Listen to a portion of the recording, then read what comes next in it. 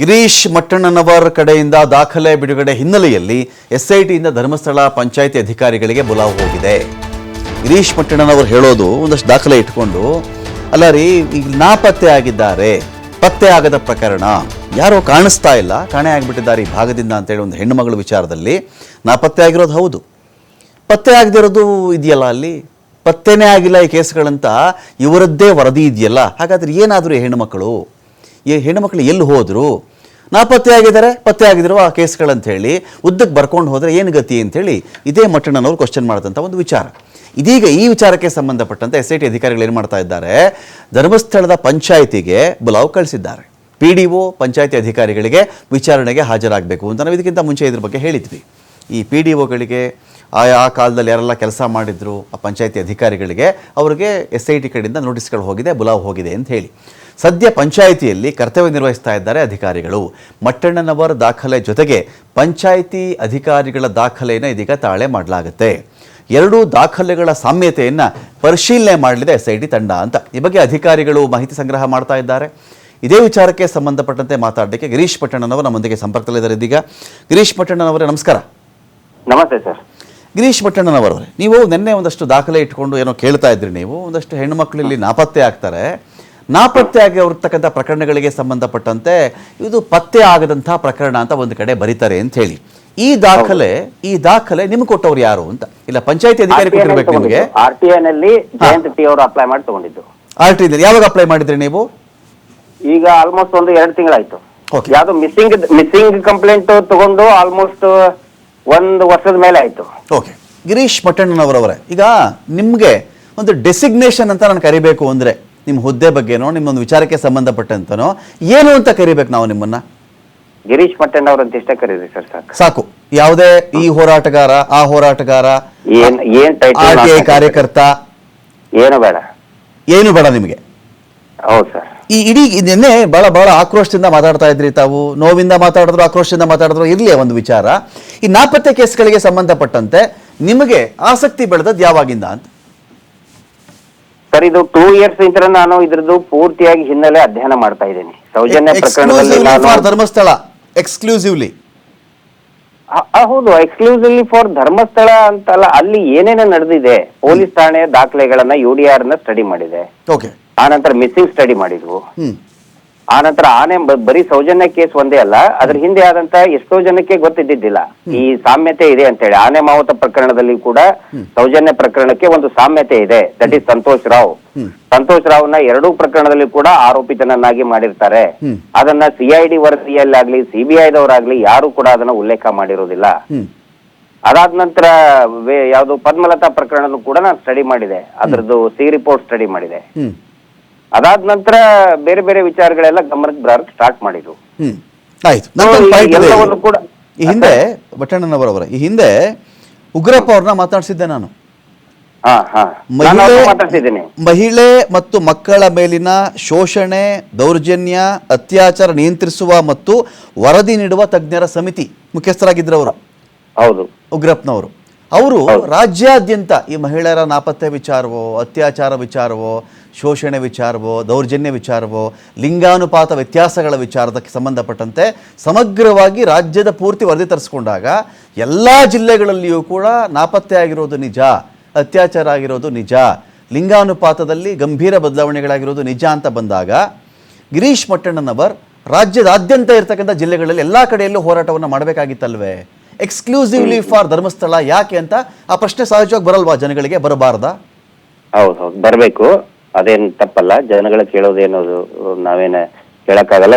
ಪ್ರತಿಯೊಬ್ಬರಿಗೂ ಕೂಡ ಅವ್ರವ್ರದೇ ಆದಂತ ರೈಟ್ಸ್ ಇದೆ ಕೇಳೋಕೆ. ಇಲ್ಲಿ ಏನಾಗಿದೆ, ನೀವು ಅದೇ ಉಗ್ರಪ್ಪ ವರದಿಯಲ್ಲಿ ತಾವು ನೋಡಿರಬಹುದು.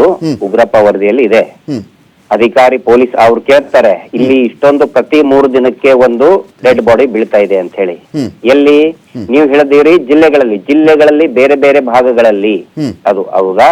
ಇಲ್ಲಿ ಬೇರೆ ಬೇರೆ ಭಾಗಗಳಲ್ಲಿ ಅಲ್ಲ, ಆ ವರದಿಯಲ್ಲಿದೆ, ದಯವಿಟ್ಟು ನೋಡಿ. ಪ್ರತಿ 3 ದಿನಕ್ಕೆ ಒಂದು ಅಸಹಜ ಸಾವು.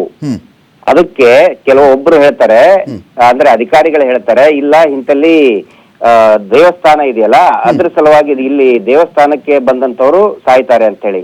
ತಕ್ಷಣನೇ ಇನ್ನೊಂದು ಪ್ರಶ್ನೆ ಬರುತ್ತೆ ಅವರಿಗೆ ಸಮಿತಿಯ ಒಬ್ಬ ಸದಸ್ಯರಿಂದ.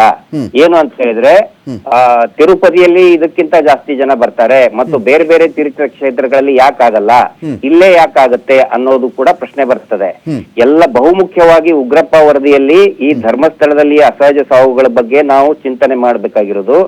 ಸೌಜನ್ಯ ಪ್ರಕರಣ ಆದ ನಂತರ ಇದು ಕಡಿಮೆ ಆಗಿದೆ ಅಂತ ಹೇಳಿ ಅಧಿಕಾರಿಗಳೇ ಒಪ್ಕೊಳ್ತಾರೆ. ಇದು ಬೇರೆ ಬೇರೆ ಜಿಲ್ಲೆಗಳಲ್ಲಿ ಆಗಿದೆಯಾ ಈ ತರ? ಬೇರೆ ಬೇರೆ ಜಿಲ್ಲೆಗಳಲ್ಲಿ ಸೌಜನ್ಯ ಪ್ರಕರಣದ ಹೋರಾಟ ನಡೆದ ಮೇಲೆ ಬೇರೆ ಬೇರೆ ಜಿಲ್ಲೆಗಳಲ್ಲಿ ಕಡಿಮೆ ಆಗಿದೆಯಾ?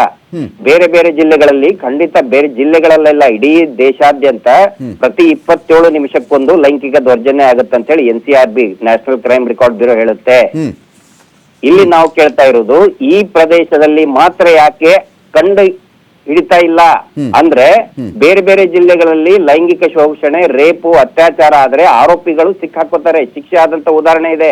ಧರ್ಮಸ್ಥಳದಲ್ಲಿಯೇ ನಡೆದಂತ ಪ್ರಕರಣ, ವೇದವಳ್ಳಿ ಪ್ರಕರಣದಲ್ಲಿ ಆರೋಪಿ ನಾಪತ್ತೆ, ಪದ್ಮಲತಾ ಪ್ರಕರಣದಲ್ಲಿ ಆರೋಪಿ ನಾಪತ್ತೆ, ಅಂದ್ರೆ ಆರೋಪಿನೇ ಇಲ್ಲ. ಡಬಲ್ ಮರ್ಡರ್ ಕೇಸ್ ನಲ್ಲಿ ಆರೋಪಿ ನಾಪತ್ತೆ. ಸೌಜನ್ಯ ಪ್ರಕರಣದಲ್ಲಿ ಯಾರೋ ಒಬ್ಬರು ಕೂರಿಸ್ತಾರೆ, ಅವ್ರನ್ನ ಅಕ್ವಿಟ್ ಆಗ್ತಾನೆ, ಅದಾದ ನಂತರ ನೆಕ್ಸ್ಟ್ ಯಾರಿಗೂ ಗೊತ್ತಿಲ್ಲ. ಸೊ ಇದು ಧರ್ಮಸ್ಥಳದಲ್ಲಿನೇ ಯಾಕಾಗ್ತಾ ಇದೆ? That is our question.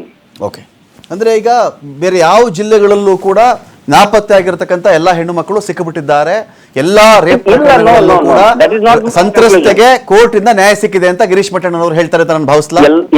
ಎಲ್ಲಾ ಪ್ರಕರಣದಲ್ಲಿ ಸಿಕ್ಕಿಬಿಟ್ಟಿದ್ದಾರೆ ಅಂತ ನಾನು ಹೇಳಲ್ಲ.